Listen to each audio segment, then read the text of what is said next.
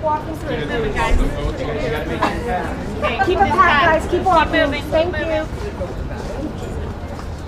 Keep moving, folks. There are strong and persistent disagreements. Keep walking, guys. Keep it packed, please. Keep moving, keep moving.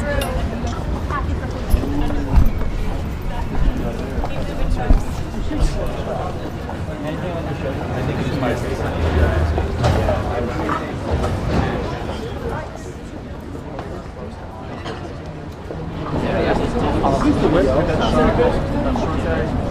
Senator Coons, would you come to the cameras? Please, Senator Coons, to the mic. I have a live UC on the floor. Where you go, please? You want it right here, sir. Thank you. Sorry?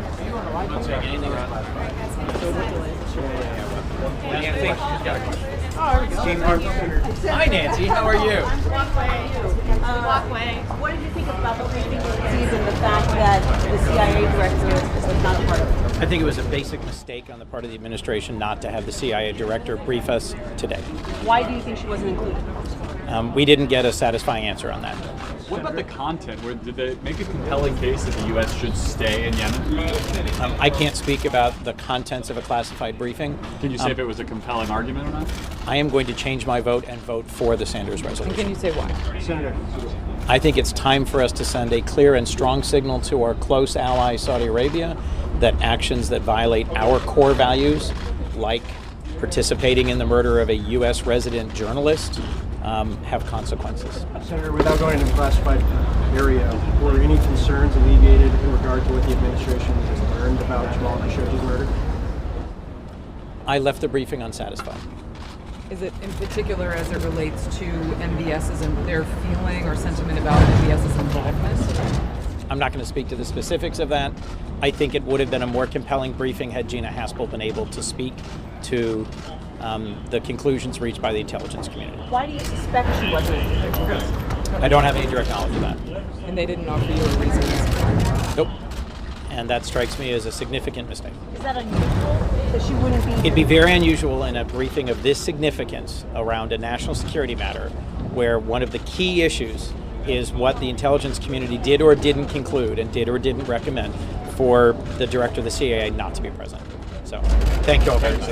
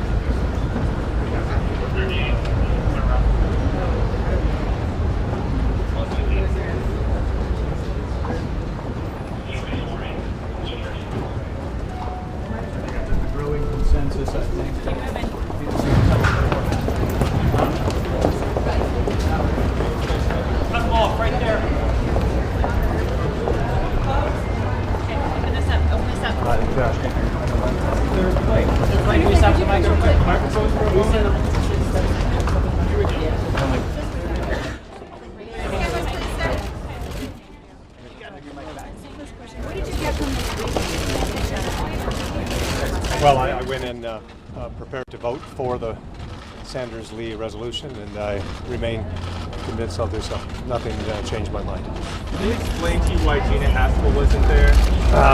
No. Did anybody raise that issue? Yes. Several times. Why do you think she wasn't included? I don't know. I can only speculate. More to the point, Senator, were there things that you were just not able to get answers to because she or a representative of the CIA weren't there? I don't want to, I mean, it was a classified briefing. I don't want to go into it, but I wish she would have been there. A lot of us are frustrated that she wasn't.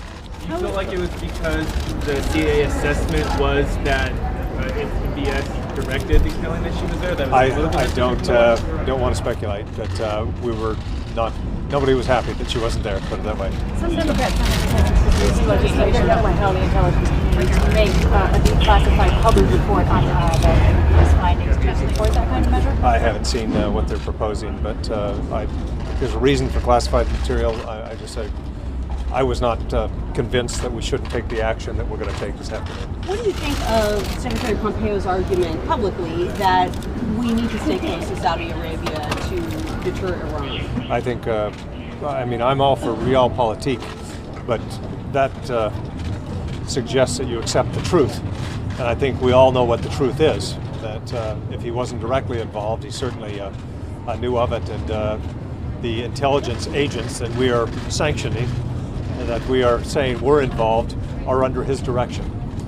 So that seems pretty clear. Jamal Khashoggi's murder was not addressed in either Secretary Mattis or Pompeo's opening statement. Was it addressed at length during the briefing? It's a classified briefing.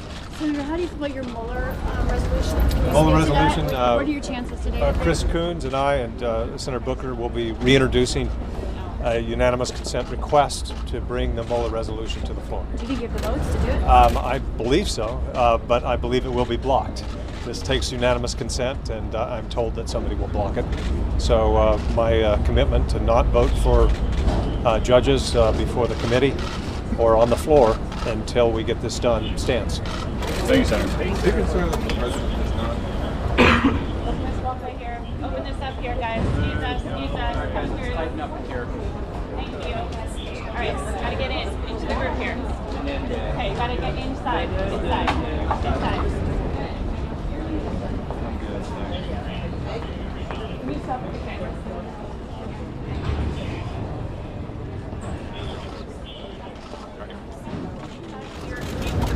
So let me just say that not having Gina Haspel, the CIA director, at this briefing is a cover-up to a critical question that the members of the Senate have as to the murder of Jamal Khashoggi and a critical element of U.S.-Saudi relationships.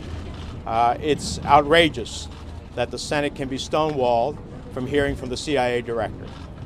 I have respect for the Secretary of State and Defense, but I don't need them to characterize the information of the CIA and the intelligence community. I need to hear it directly. It tells me volumes about what really is going on here. Secondly, I heard nothing convincing as it relates to why we should not proceed with the Sanders-Lee and others resolution.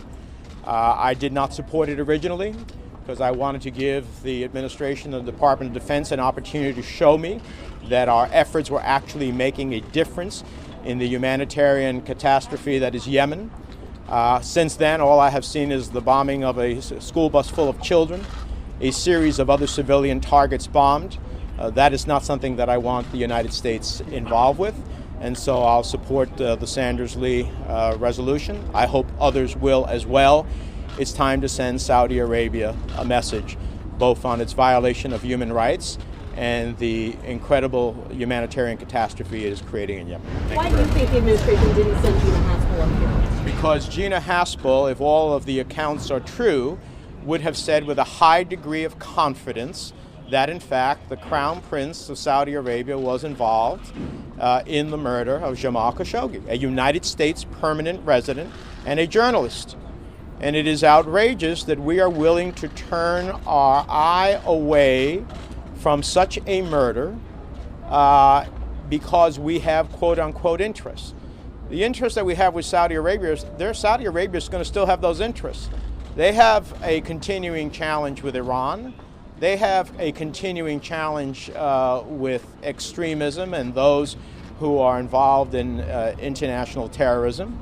That's not going to go away for the Saudis. They're still going to need the United States in that regard. But when we do not send a message to a country like Saudi Arabia, we tell an ally you can kill with impunity simply because you have some other interest with us, then we send a global message that is frightening and one that does not serve U.S. national interest and national security. Thank you guys. Thanks. Senator, coming through.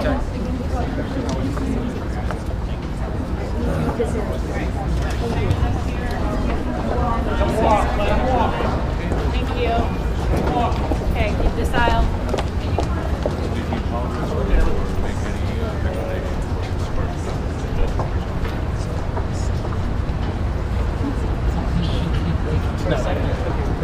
I know. Nancy, can you take that cord and move that cord a little bit around?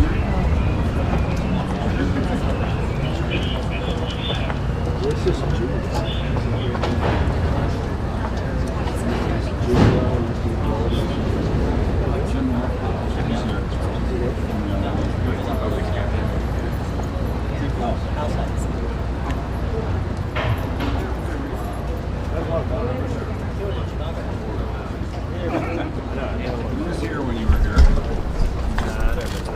The most persuasive presence in this briefing was the empty chair. The chair that should have been occupied by Gina Haspel, the head of the Central Intelligence Agency. We were told in this briefing that it was the direction of the White House that she not attend. I cannot recall a briefing on such a sensitive measure where we have been denied access to the intelligence agencies of the United States. As a consequence, much of the testimony was interesting but not persuasive.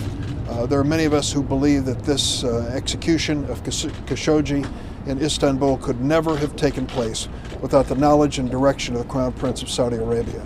That is a fact which this administration has never been willing to acknowledge, and we are asked to accept at face value that this sort of murder took place without his knowledge. I don't accept it. Senator, you were explicitly told that the White House blocked Gina Haspel from coming to this meeting. We asked why Gina Haspel wasn't there, and the two who were there said that was a decision by the White House. Did Mattis and Pompeo answer any questions about the Khashoggi killing? They did. They talked about their impressions, having read the intelligence. I can't go beyond that and be any more specific. What do you think about their argument about that the greater, even though Saudi Arabia, sometimes you have to deal with people, unscrupulous characters, to be able to accomplish like greater goals like with Iran or counter. How did you feel about their argument about that? It was interesting but not persuasive. As far as I'm concerned, even allies of the United States need to be held to standards of values and principles that we in the United States embrace.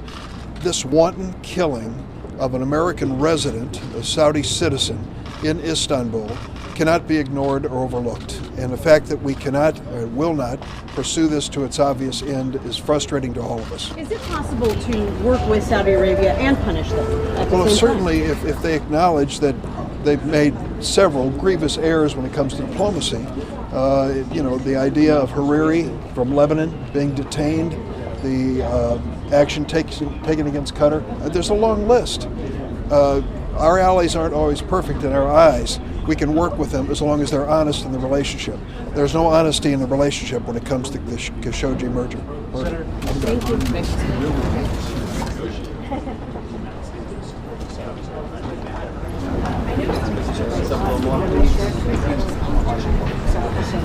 Through the traffic.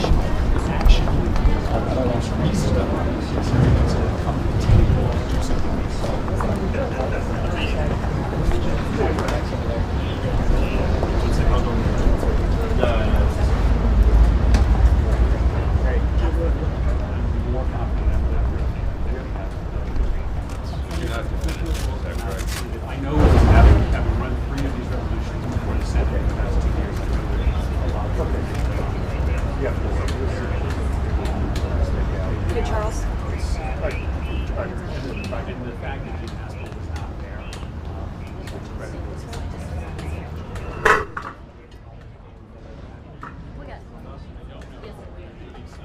I think there is some conditions eagerness of the Republican caucus to get onto this resolution. Is you can have it all day.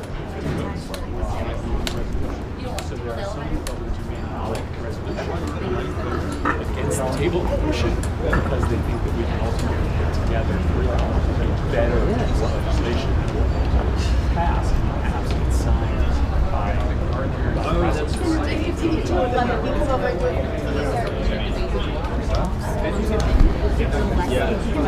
Yes,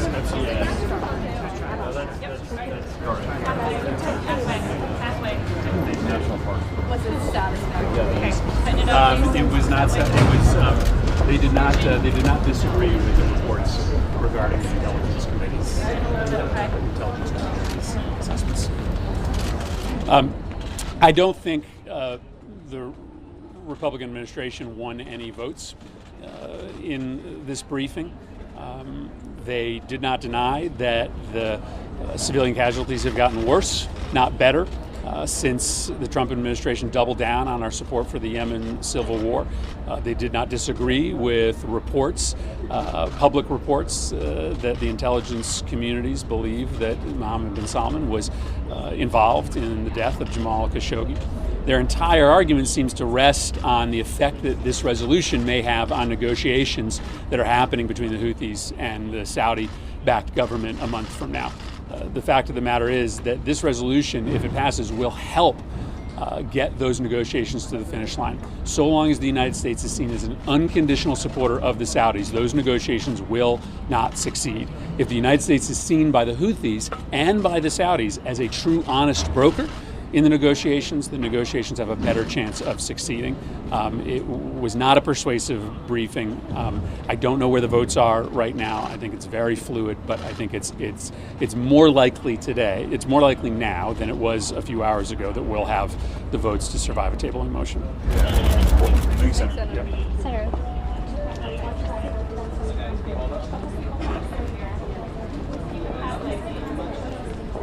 Thank you.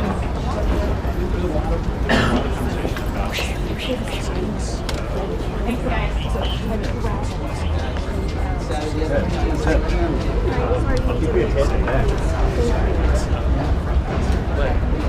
During the speaking, I think that's a great reaction. Over, please, thank you. Bipartisan dissatisfaction. Response far from the administration. And so I think there's eagerness to get on this resolution so that better reaction to the show. Way better when you shout. I mean, God forbid Congress actually has to make any policy. Like let's tweak the motion and have a debate.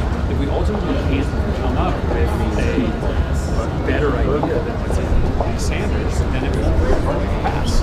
But this is a moment where we shouldn't be shocked about having a debate about using policy. Will you vote for the Yemen resolution?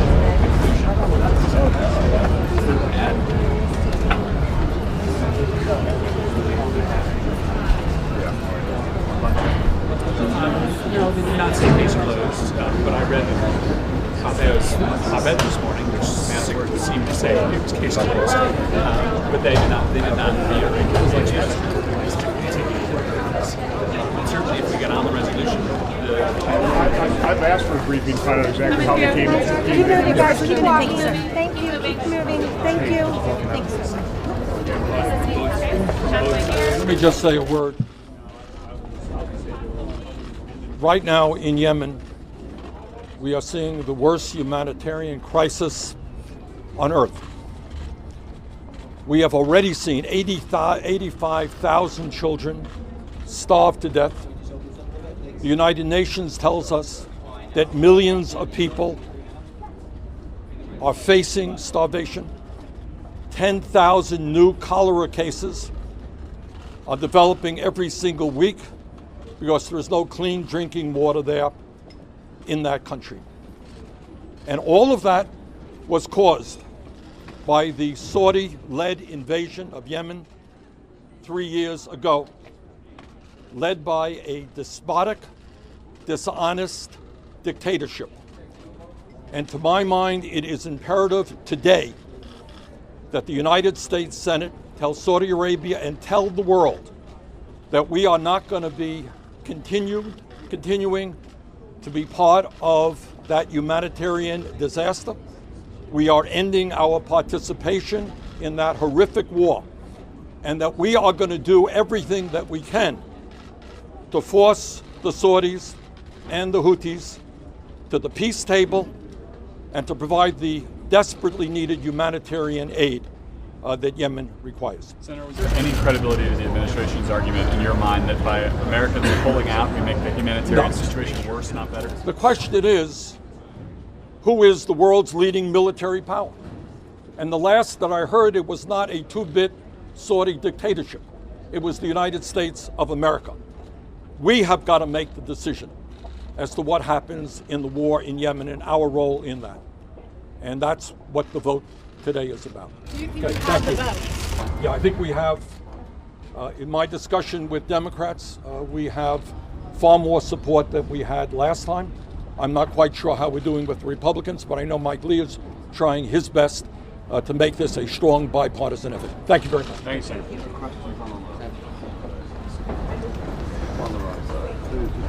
Guys, we need to clear this area. Thank you. Clear.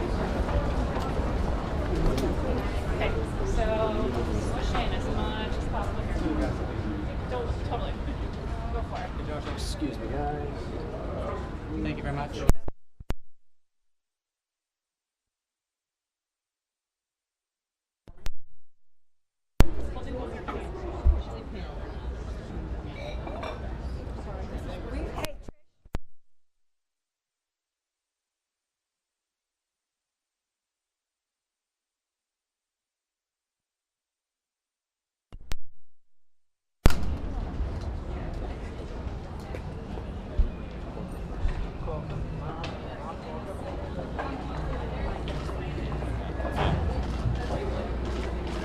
So we had a briefing. I very much appreciate the service that Secretary of State Pompeo and Secretary of Defense Mattis provide.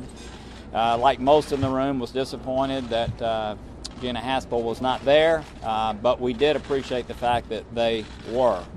I tried to express as clearly as I could that we have a problem here. We understand that Saudi Arabia is an ally of sorts and a semi-important country. And we've watched innocent people be killed. We've watched people die of diseases that they shouldn't be dying of, and yet we've continued to not want to cut our nose off to spite our face by doing something that is against our national interest. We also have a crown prince that's out of control, a blockade in Qatar, the arrest of a prime minister in Lebanon, the killing of a journalist. And whether there's a smoking gun, I don't think there's anybody in the room that doesn't believe he was responsible for it. And just as Secretary Pompeo, if somebody at the State Department kills somebody, he's responsible for that. MBS has not taken ownership of the death. Whether he directed it or not, I think he did, but whether he did or not, it's his agency that killed this journalist, and they've taken no ownership of that. The Lee Sanders bill is amendable with 51 votes. So the first vote is only to get on it. Then it can be amended. And what I've asked Secretary of State Pompeo and Secretary Mattis is there something that is appropriate that Congress can do to send the right signal to Saudi Arabia, since thus far the administration has been unwilling to do it. The response by the administration is not in balance, and I think they know that. The response by Saudi Arabia is not in balance. And so the question is, will the administration try to seek that balance in the next hour or two or three? Or will Congress be left to blunt objects to try to respond itself? And I'd much rather see them do it and do it in the appropriate way that has not been done yet. But short of that, I have laid in the railroad tracks to keep us from doing things that I believe are against our national interests as it relates to Saudi Arabia. But I may now be willing to get on the Lee Sanders vehicle, knowing it can be amended, to figure out some way for us to send the appropriate message to Saudi Arabia that appropriately displays American values and American national interests. So with that, I know Secretary Pompeo is coming. I had a nice conversation with him this morning. I respect him greatly, as I do Mattis.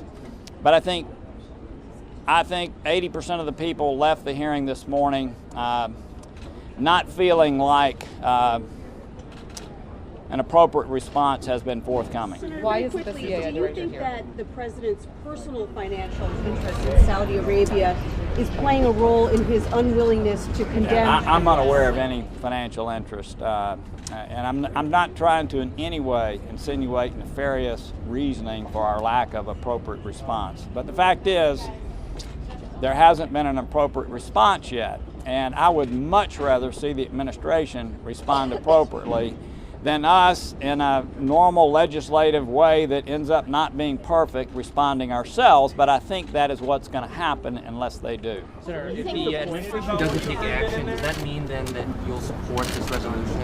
It's very likely that that I will support getting on it. Let me say one more time. That doesn't necessarily mean that I support the substance, because you can amend it with 51 votes. Once you get on the Lee Sanders vehicle, per our conversations with the parliamentarian, you could then amend it with a different type of legislation that speaks to this in a little bit better manner. But it will be the Wild West if we get on it. So is there a Goldilocks solution then? I don't know. The Goldilocks solution absolutely is the administration forcing Saudi Arabia to take ownership over what has happened with the journalist, and putting in place appropriate policies relative to what they're doing as it relates to innocent civilians. I've been in favor of us selling precision-guided missiles. I don't want them using dumb bombs and killing additional civilians. I've been supportive of that. I don't want people killed unnecessarily. But at present, there's a disconnect between U.S. policies and values being communicated properly to the world, not just to Saudi Arabia. And as I mentioned, Secretary Pompeo, my friend, who I respect, could address that this afternoon. The President could address it this afternoon or tomorrow, and possibly legislation not be necessary. I'll see. Why wasn't the CIA director here? Don't know. You've been talking to them. Alright guys, back behind us really important. Hey Can guys, you guys lower your mics a little bit? They were right in his face. I remain convinced that one of the most important components of our Constitution is the separation of powers. That which allocates power between the three respective branches of government. This is an issue that's neither Republican nor Democratic. It's neither liberal nor conservative. It is neither pro-war nor anti-war. It simply tells us, in this particular instance, that when it comes to the most important decision that we can make as lawmakers, that is putting the lives of America's brave men and women in uniform on the line, the executive cannot act by himself. Now, this is a war of bipartisan creation. A Democratic president has gotten us involved in a civil war in Yemen. We now have a Republican president. That war has continued. It was started and it has continued without the involvement of the Congress, without the approval of the Congress, without a declaration of war or an authorization for the use of military force by the Congress. That's not okay. When we were involved in fighting a war, here, someone else's civil war, half a world away, in a conflict that no one can explain has any direct connection to the safety of the American homeland, I think it's appropriate for the Congress to have a word in that. Now, the War Powers Act provides us some procedures for asserting our power where the president has gotten us involved in something, or in this case, has continued an effort started by a previous president. That's what we're invoking with the Sanders-Lee resolution, and that's what we expect to vote on in some form or another today. We received a briefing just moments ago I didn't hear anything in that briefing that changed my mind with regard to our constitutional authority to decide whether or not we go to war. That changed my mind with regard to whether or not this is an appropriate exercise in invoking the War Powers Act. Quite to the contrary, the fact that we heard only conclusory assertions to the contrary, it makes me even more convinced that this is an appropriate exercise of that power. Now, with regard to Mr. Khashoggi,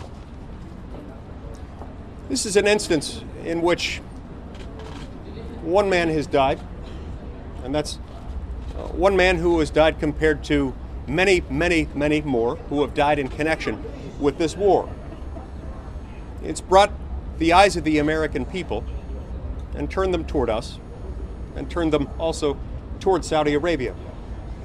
It's also, perhaps more importantly, turned the eyes of the entire world, not just on Saudi Arabia, but on us, on how we respond to this. In any event, regardless of what may have happened with Mr. Khashoggi, we are fighting a war in Yemen that we haven't declared, that has never been declared or authorized by Congress. That's not constitutional, and it would be wrong for us to do nothing about it. That's why I'm going to support this resolution. That's why I've co-sponsored it with Senator Bernie Sanders. Now, Bernie Sanders is a progressive independent who caucuses with the Democrats. I don't think I've ever been described with any of those words. He and I disagree on many things, but we agree on this. And we agree on the fact that one of the things that differentiates our system of government from the system of government from which our founding fathers departed and broke off more than 2 centuries ago was that our chief executive cannot enter into war unilaterally. In Federalist 69, James Madison explained this was an important distinction between the king and the presidency. The king, you see, could get England involved in a war without going to Parliament. That's not true in our system of government, and it should never be. Do you have the votes for this? I don't know. We came within 6 votes, I believe, last time. I don't believe that we will lose many, if any, from those that we got a few months ago. I am certain that we will pick up some Democrats, and I'm certain there will also be some Republican defection. What's your argument to Republicans? Like, how are you convincing Republicans on your side that this is the right move to do? There's been a lot of resistance on the Republican side. Sure, but there shouldn't be. First of all, we've all sworn an oath to uphold, protect, and defend the Constitution of the United States. Secondly, if you're looking at this from the angle of just being a Republican, first of all, that's wrong when you're facing a constitutional duty. Secondly, even if you are looking at this solely as a partisan issue, this is something you could call President Obama's war. He got us involved in that. So I don't look at it that way. I think it's a constitutional issue. It's a separation of powers issue. But if somebody wants to look at it purely from a Republican angle, that should be it. Why do you think you have more supporters now than you did last time? I think, number one, the passage of a few months has allowed people to think about this a little bit more, has allowed people to see the war progressing, continuing to result in a lot of awful casualties, including casualties of a lot of innocent civilians and children. And I think the Khashoggi incident has also gotten a lot of people's attention and has perhaps caused a lot of people to wonder why we should so blindly, so willingly enter into an alliance with the Kingdom of Saudi Arabia to fight the Kingdom of Saudi Arabia's war in Yemen. I wish it didn't have to come to that, but that has gotten a lot of people's attention. Are you open to amendments from your fellow Republicans? Senator Gordon said that might be an option.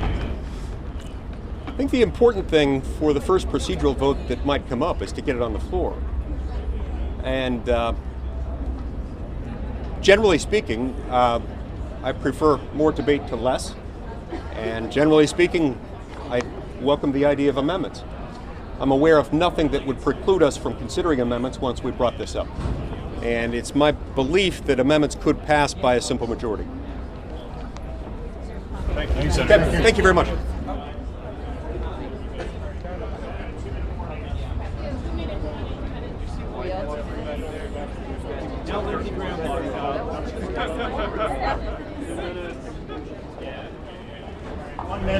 This is 1 minute warning, 1 minute warning. Pompeo present. 1 minute warning.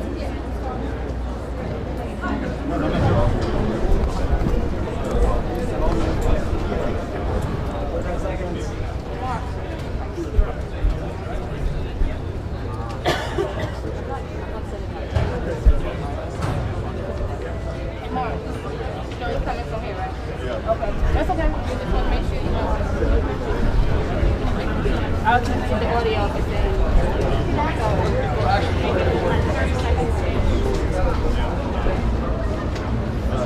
Yeah, we think that's right.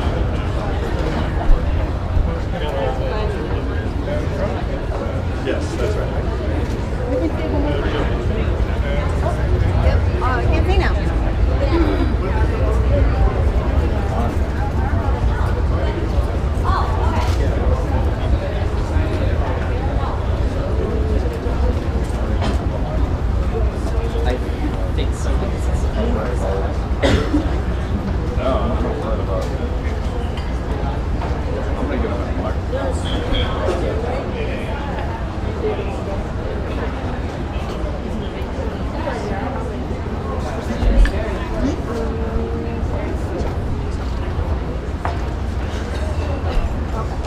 Heads up. Wait, he's going the wrong way. He's going the other way. He's going the other way. Go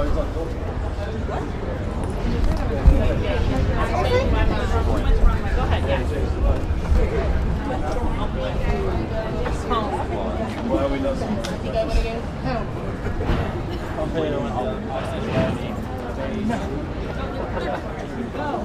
Alright, he's coming. Relax, guys, he's coming. Everybody back. He's coming back. Going back. Everybody stay calm. Stay calm. He's going the wrong way. Stay calm. Yep, sorry. Alright, real heads up, guys. Yes.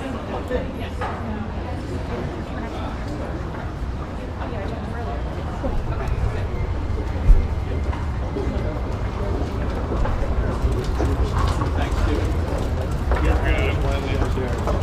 Alright, Haley, you got your pictures. You're doing a great job. What was your message? Secretary Pompeo, right here. Well, good morning, everyone. Secretary Madison and myself just had the opportunity to brief all the senators who wanted to hear from us. We talked about U.S. policy in Yemen and U.S. policy with respect to the Kingdom of Saudi Arabia. We also, obviously, spoke about the heinous murder of Jamal Khashoggi. And we made clear that they're considering debating a resolution on the Senate floor, which we think is just poorly timed. We are on the cusp of allowing the U.S. envoy Martin Griffiths to, in December, gather the parties together and hopefully get a ceasefire in Yemen, something that we have diplomatically been striving for months, and we think we're right on the cusp of that. And so it is the view of the administration, Secretary Madison, and myself, that passing a resolution at this point undermines that. It would encourage the Houthis, it would encourage the Iranians, it would undermine the fragile agreement for everyone to go to Sweden and have this discussion. So we hope that they'll consider that, be thoughtful in how they proceed, and we're happy to give them further information if they should so choose. Secretary Pompeo, Secretary Pompeo. CIA director, why wasn't the current CIA director here briefing senators as well? I was asked to be here, and here I am. But senators were very frustrated. Normally, in your past role as CIA director, you would be here briefing these senators on an issue this sensitive. Why isn't the CIA director herself here today? I was asked to be here, and I'm here. Secretary Pompeo, Yes, sir. you've seen all the intelligence, presumably. Do you believe that the Crown Prince of Saudi Arabia ordered Jamal Khashoggi's killing? I do believe I've read every piece of intelligence, unless it's come in the last few hours. I think I've read it all. There is no direct reporting connecting the Crown Prince to the order to murder Jamal Khashoggi.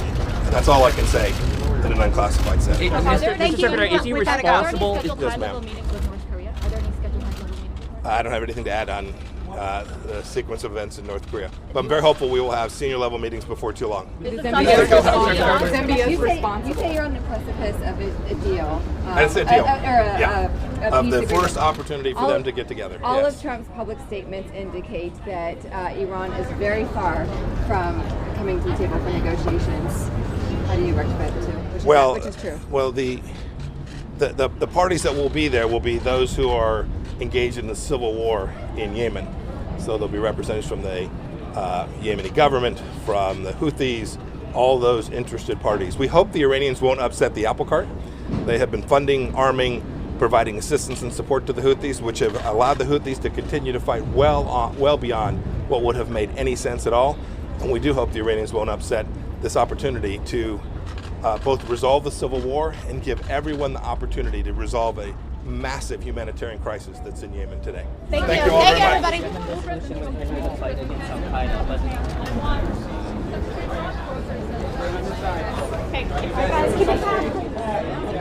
Yep, I'm ready to go. Let's tuck it in.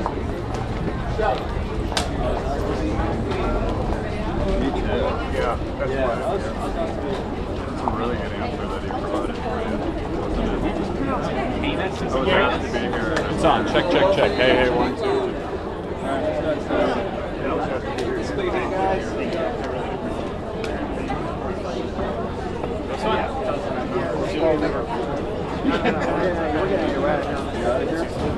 Let me get up.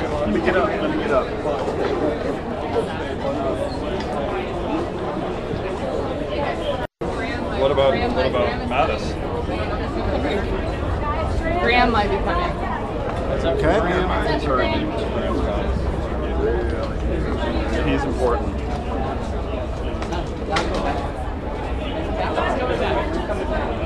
I mean, Mattis. Yeah, I'm here.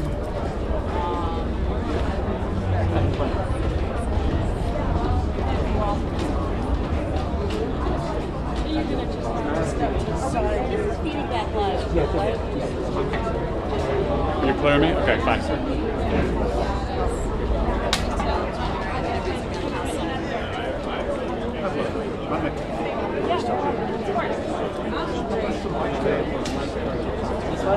Yeah, exactly. That's about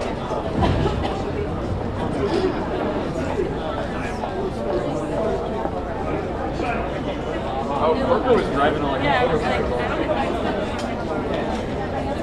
These two, what do you call it? Mattis? Deputy Secretary, do we even know if he's coming? Mattis is not coming, so who are we waiting for? Senator Graham. Graham said he's coming back. Mattis is gone?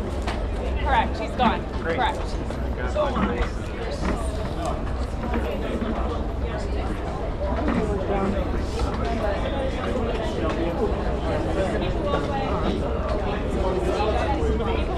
And 317. There's going to be a test on this later. You failed the first one. You can do it in speed mode.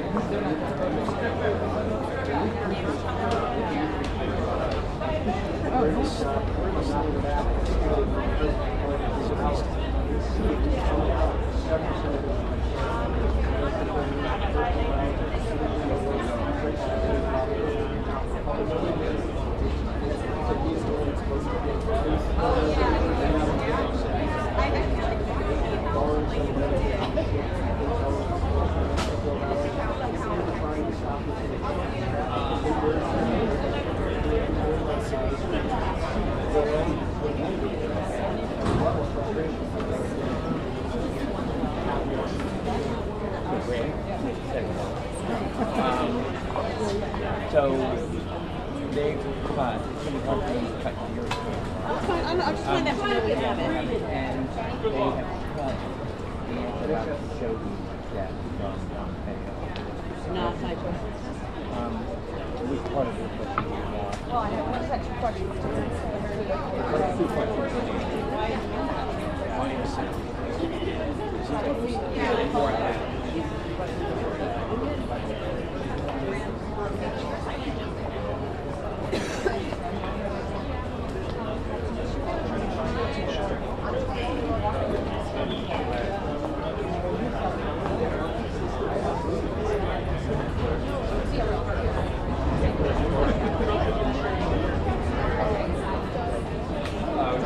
Stay out of your shot. I can tell you go lean back to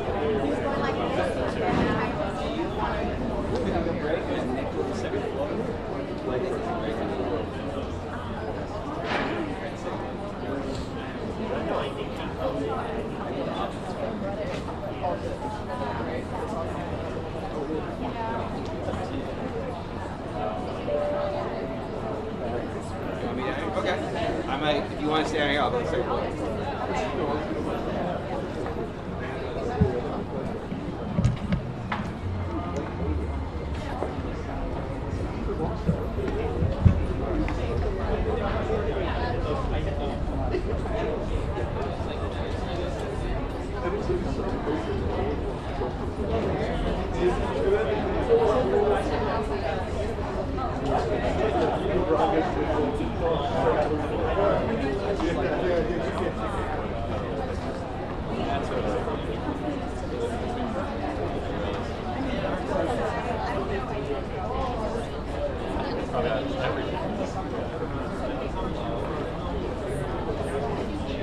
Some question. Which federal space is your favorite?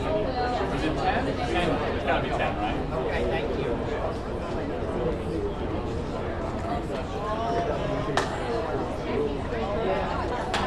You're doing a great job wrangling.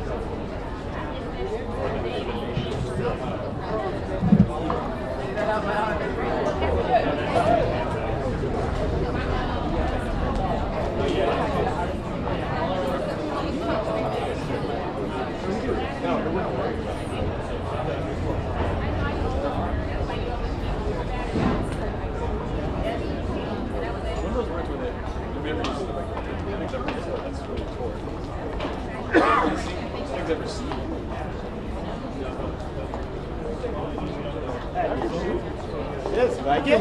That's right, man. Thanks. That's your post Thanksgiving. I've seen that's your post Thanksgiving scene. That is. That's right. He's already seen it. I've seen that too.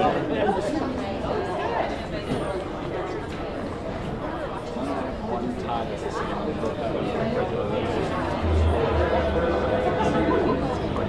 it's like very it's like very brightly colored. You're like you wouldn't be able to play it off. Like it's like the city at the top. It's the city. He's not a resident.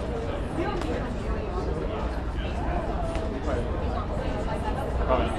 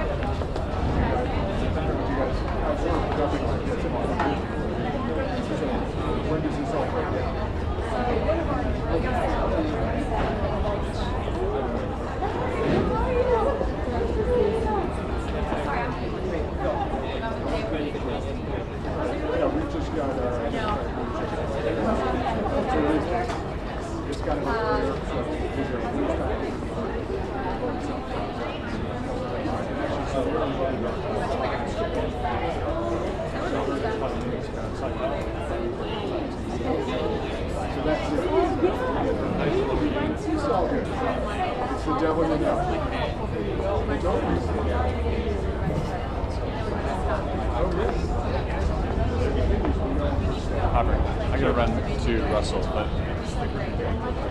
it's all fine. His job is just there's nothing you're gonna happen or not. So everything good here? Give me the microphone. It'll either happen or it won't. But you'll know in the next. Dude, I like the way you rock. Very Trumpian. Either did it or he did it.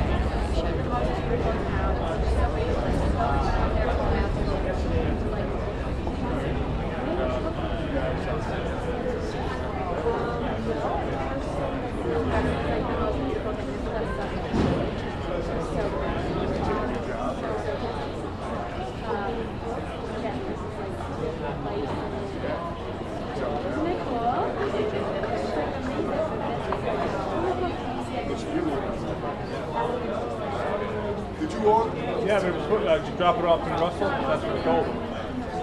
Yeah. Dave The three. Charlie? Yeah. Thank you.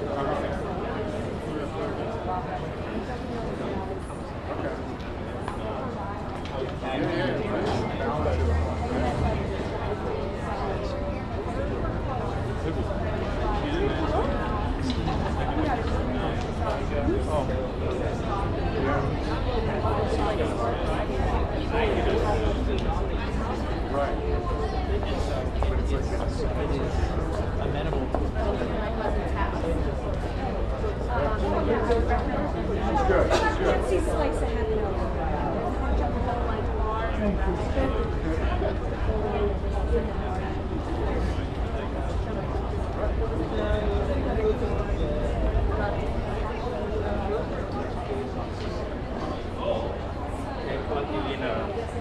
I was plugged in. Oh, okay. So you're still plugged in. Well, it's all good.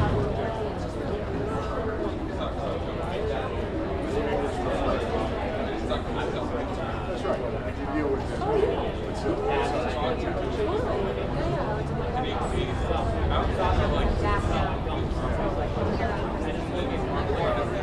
How was this new guy?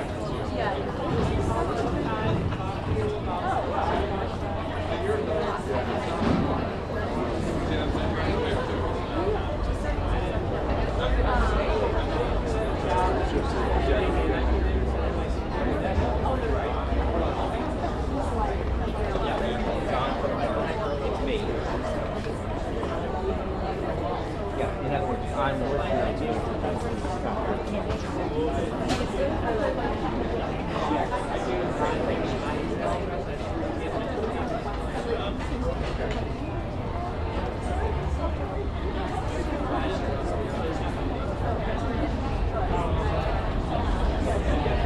Hey, John, I'll be on the phone.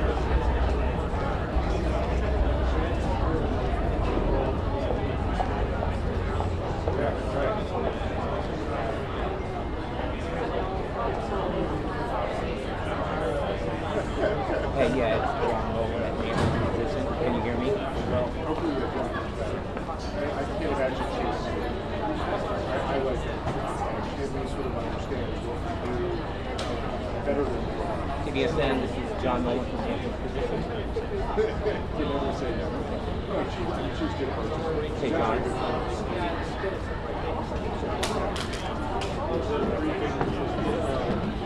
I hear him and I'm responding, but they're not talking back to me as if they're hearing everything. 1, 2, 3, Nancy Porter.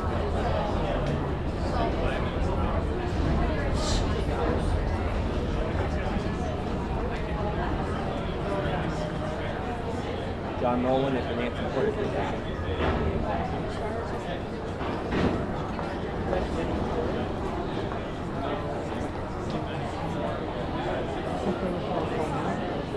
I'm not.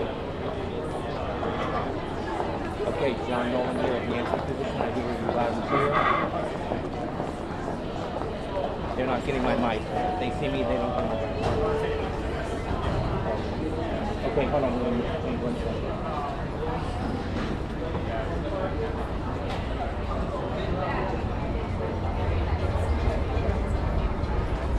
Nancy.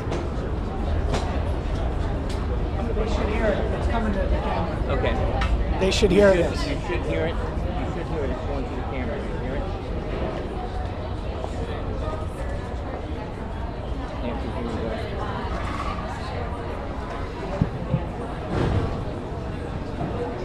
Hey, John. What Nancy and they're not confirming that they're hearing us. I will, but I want to get the audio solved. No, I don't. I want to fix the audio. They can't hear me. Okay? Going to the camera. Have someone talk to Nancy again. Thanks.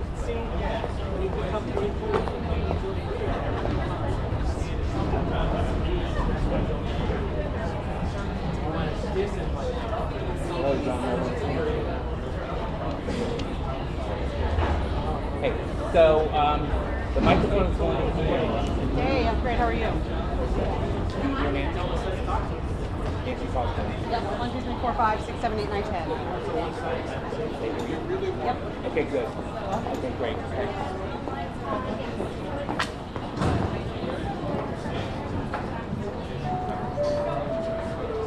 And Nancy's talking to Rena, correct?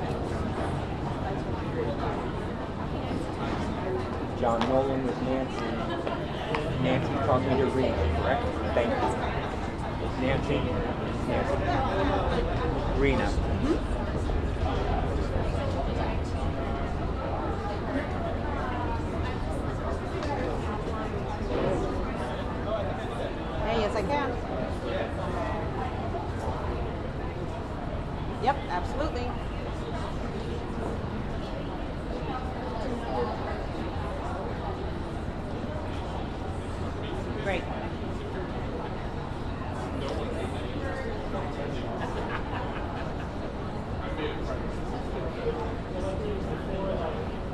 here? Okay.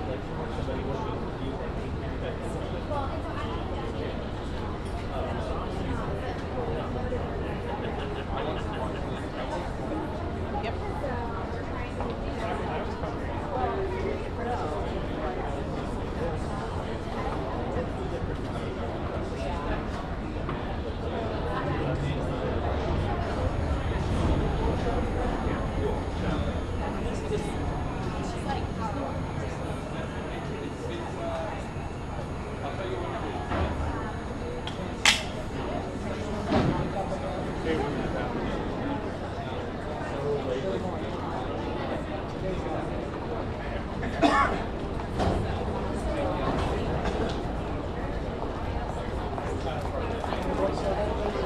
One, two, three, four, five, six, seven, eight, nine, 10.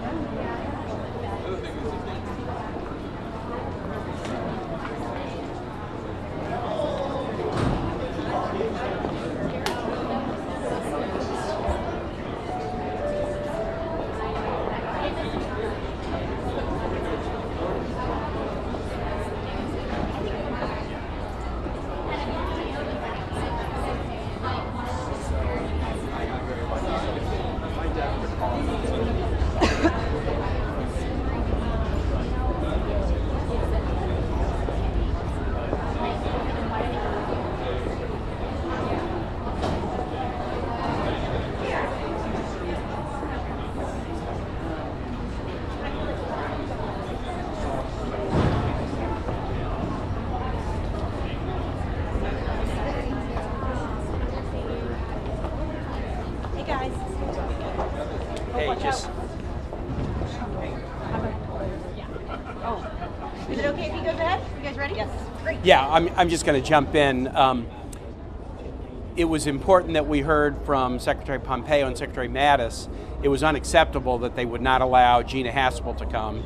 That was a clear effort and interpreted by the senators to be an effort to not give us full information about the Khashoggi situation. There's sort of two credibility problems. One is a credibility problem of an administration that has been pretending like we're not involved in this humanitarian disaster of a war in Yemen, suggesting that we're just offering technical assistance to somehow make it better. The facts over the last year do not suggest that that's true.